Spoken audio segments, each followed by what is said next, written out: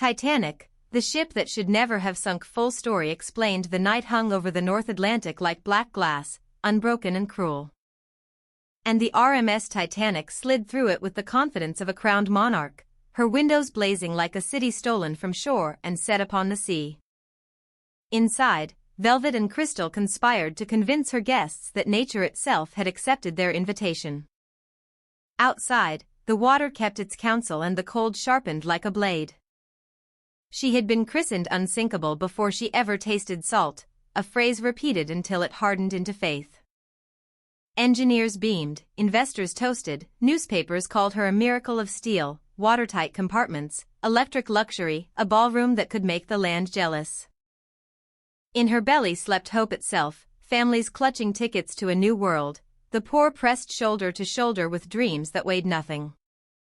First class floated above the waves in a trance of music and glass, the clink of cutlery timed to the waltz. Second class talked of prospects and letters of introduction. Third class whispered lullabies in narrow bunks, mothers shushing babies, fathers rehearsing the English they would need at dock. The ship contained a civilization in miniature, stacked by price but equal in hunger for tomorrow. The sea wore a mask of peace. Stars glittered in frostbitten air, the wind barely whispered. Yet the lookouts knew a silent enemy can be deadliest, for ice moves like a thought, sudden, cold, and unforgiving. With no binoculars and only the naked eye, they scanned a horizon that sometimes lied. On the bridge, orders marched with calm precision, the compass traced its faithful circle, the telegraph clacked like an obedient heart. Wireless operators tapped messages to and from the invisible world, warnings mixed with gossip, ice reports buried among dinner reservations. Confidence hummed like a second engine. Below, coal dust and muscle kept the wonder alive. Stokers worked in orange caverns, shoveling heat into the furnace of ambition. Mechanics listened to the rhythm of pistons like doctors to a giant's pulse. The Titanic did not simply move, she breathed, an iron animal fed by fire and belief. In the smoking room, men wagered on cards and futures, cigars drawing constellations in the air. A string quartet escorted the evening, notes polished to mirror brightness. Lovers walked the promenade, breath crystallizing, feet keeping time with a deck that felt as permanent as earth. The world could do anything, they thought, anything at all. Far ahead, the iceberg drifted like a cathedral without congregation, faceless and patient. No malice, no intent, only mass and trajectory, a sermon written in cold centuries. It had been broken from its parent by a sun these passengers would never see. It had crossed waters that did not care about headlines. Hard a starboard. The cry cracked the spell.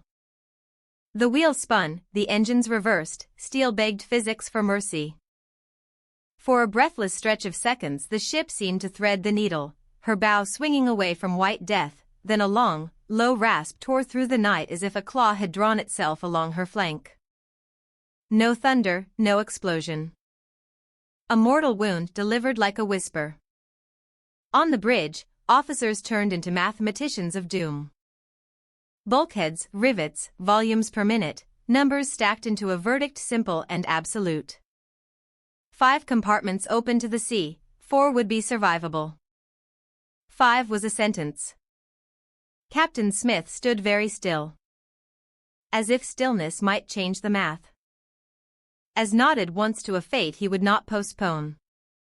Information travels unevenly during disaster. In first class, someone asked for another brandy. In third class, someone noticed a tilting glass. In the engine rooms, men already waited. Water has a way of speaking faster than officers. Ankles became knees, knees became hips. And the Atlantic began to memorize names. Lifebelts appeared like an insult. Just a precaution, a steward smiled, voice stitched tight. Doors knocked politely, then they pounded.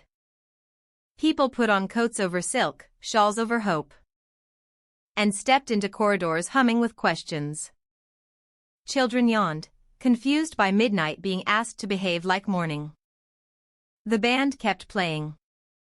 Because courage sometimes sounds like music.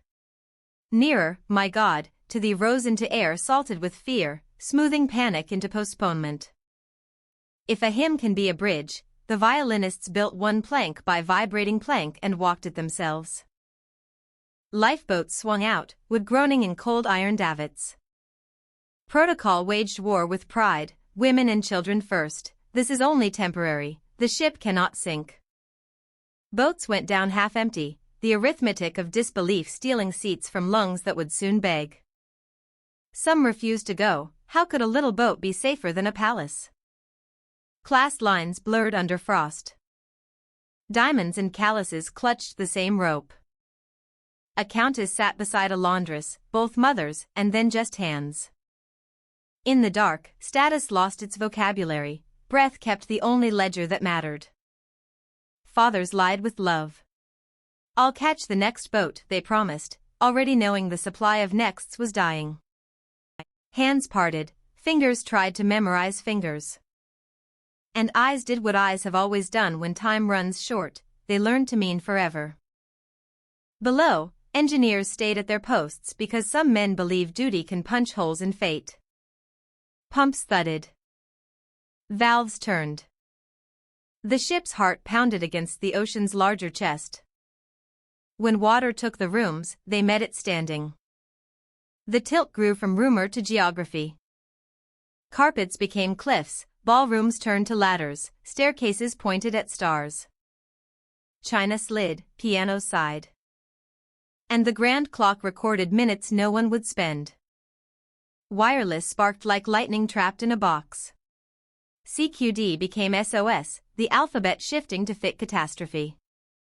The Carpathia heard and turned, a stranger racing towards strangers because that is what decent ships do. In steerage, corridors snarled with gates and directions few could read. Some stewards shepherded, others vanished. And the ship showed a hard truth, not all silk is worn. And not all courage is uniformed. Mothers lifted daughters above elbows of water, fathers argued with locked metal and lost. A priest gathered a knot of souls and offered words warmer than steam. A gambler traded his seat for a child and told no one. A boxer lifted 3 people into a boat with hands that had only ever known fists. History would not keep all their names. But the cold remembers. Smokestacks exhaled like exhausted lungs. Stars looked close enough to drink. The North Atlantic, indifferent and immaculate, waited as if the sea itself had paused to listen to the ship's last story. At the rail, couples kissed as if that could anchor them. Some jumped early and learned what steel decided not to say. Water at this latitude steals strength like a thief, silently and with expertise. Others clung to hope because hands do not know how to do otherwise. The band played on, not because they were brave men, though they were, but because they understood that orderly sound can hold a crowd together when fear wants to scatter it. Bows skated on strings with the gentleness of a goodbye never granted in words. Then came the great breaking. The bow, heavy with ocean, dragged the ship into a prayer of metal. Lights flickered. Then bloomed. Then died. A groan climbed the scale into a scream as iron learned how to fail. Some said she split, some said she did not. Everyone agreed the sound was not earthly. In the boats, distance carved relief and guilt into the same faces. Women looked back and saw a necklace unfastening, pearls of light falling into night. Children fell asleep because exhaustion outruns terror when you are small. Oars creaked with the rhythm of uselessness, no one wanted to row toward screaming. Captain Smith walked the deck he had mastered and now surrendered, hat on, eyes clear, unarguable as tide. He touched a shoulder here, met a gaze there. Then stepped into the sea he had spent a life translating. Some captains go down because pride demands it, some because responsibility does. He went because there was nothing else that fit. A baker, drunk enough to be warm, waded into the ice-littered black and bobbed like a cork while the ocean tried to negotiate with him. A bandmaster lowered his bow at last and let the night keep the final note. A wireless operator kept tapping until the keys drowned. When the great ship's stern lifted to point at the dispassionate stars, people ran in the wrong direction because gravity told their bodies the oldest story. Then the end came quickly, a giant exhaling, a mouth closing. Silence afterward felt obscene. In that silence, small boats became entire countries. Some argued to return, some forbade it, one did. Frozen men became shapes the ocean filed. The living learned how heavy a blanket can be when it must replace a body. Hours stretched like wire. Then a smear of smoke on the horizon drew itself into the shape of help, the Carpathia, eyes wide, arms out. She found a flotsam of widows and orphans, champions and cowards, saints and ordinary miracles, all of them shivering the same. Decks turned into hospitals, mugs into altars. Names were counted and did not add up. A crewman poured coffee into hands because cups were too slow. Someone laughed too loudly, shock's odd cousin, then wept into the same breath. By morning the sea had arranged its face again. The iceberg drifted on, innocent of courtroom verbs. The Titanic existed in two places now, the map below and the myth above. Survivors looked back at a flat horizon that pretended it had never met them. In New York, crowds strained for faces that were not aboard. Lists went up, lists came down. Telegrams multiplied the ache. Reporters interviewed grief and tried to spell it correctly. The word unsinkable began to sound like a joke told by a cruel god. Inquiry began, British, American, turning salt into testimony. Speed was measured, binoculars tallied, lifeboats counted with the precision of regret. Men swore under oaths and under breath. Warnings that had been missed stacked like kindling under a match no one wanted to strike. The lessons were written in laws, more boats, more drills, ice patrols, radios that do not sleep. Future ships learned to be humble in paperwork even when pride still prowled their brochures. Safety became the religion you practice because you have seen hell. But law cannot bind legend. The Titanic sailed on in theater and ink, in reels that flickered and novels that sighed. Lovers found balconies for that final waltz, villains got mustaches they never wore, heroes grew clearer with every retelling. The truth became a scaffolding for the feeling people needed to climb. For those who lived, night acquired a new meaning. A whistle blown in a dream could summon a decade of winter. A cup of tea could taste like the moment a steward's hand left yours. A violin note could empty a room. They learned to carry the sound of cold without spilling it. For those who died, memory built monuments stern and tender. Names carved into stone taught children how to read loss. Flowers went over rails on anniversaries, petals doing what boats could not, returning briefly to the place of sinking and surviving it. The ocean forgot nothing. In the dark below, dinner plates nested in silt like moons. Shoes kept their pairs. A doll's face watched a century pass without blinking. Rust-eating bacteria drafted private red lace across iron bones, diligent as accountants. When the wreck was finally found, cameras slipped through rooms that still knew where furniture belonged. Grand stairways offered their broken grace to lenses, chandeliers rehearsed a dance with currents. The bow lay purposeful even in death, pointing nowhere with authority. Artifacts rose like bubbles of time, letters, perfume vials, a pocket watch that had learned one late hour too well. Museums whispered with the weight of them, visitors pressed foreheads to glass and practiced reverence. Touching was forbidden, feeling was mandatory. Conspiracy and prophecy stalked the edges, a novelist who guessed too closely, omens retrofitted to a fate already sealed, warnings that had been filed and ignored. Humans prefer meaning to accident, the sea is patient with both. In classrooms, teachers asked what hubris means and children answered Titanic before the question finished.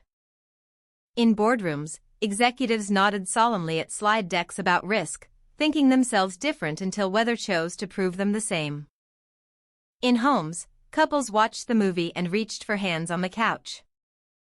The ship's ghost sails in every headline where certainty meets an iceberg, financial, technological, medical. We are always rearranging deck chairs, always promising watertight compartments, always learning again that nature owns the final stamp. Titanic is a noun that behaves like a verb. To Titanic is to underestimate. And yet, tenderness survives the coldest nights. A stranger wrapped a stranger's child in a blanket that smelled like someone else's life. A sailor gave up a seat and a name no one recorded. A baker floated because duty had required flour and the flour had required whiskey and the whiskey made a peculiar armor. History is full of jokes only mercy can tell. Back at the coordinates where pride met ice, waves keep their appointments. Sometimes a gull lands and practices survival badly. Sometimes a calm sits like a memorial bench. Sometimes storms roar the hymn the band played and do not know they are singing. The story ends and does not. Ships cross safely because of it, ships cross unsafely in spite of it. The wreck sinks further into its red lace, the myth rises higher into its gold frame. Between them, the living steer by a star that is also a warning. Call it a tragedy, call it a lesson, call it a mirror with salt for silver. The Titanic teaches what every ocean already knew, that steel is only a confident way to say temporary, that luxury is a costume for bones, that schedules are suggestions nature enjoys declining. And yet, for all the arithmetic of death, there remains the stubborn mathematics of love. The last look, the last word, the last hand through which another slipped, these are unsinkable in the only ledger that refuses water. They cross with us, into us. As we read. As watch. As listen. So the ship that should never have sunk keeps sailing where stories do, carrying a cargo of warning and wonder. Each retelling lowers a boat we can climb into, the one named empathy, so we can row back to a night too cold for breathing and share, for a few pages, the weight of time. We step off at dawn, changed by a voyage we did not take. The pier we return to is called caution, the luggage we claim is called humility.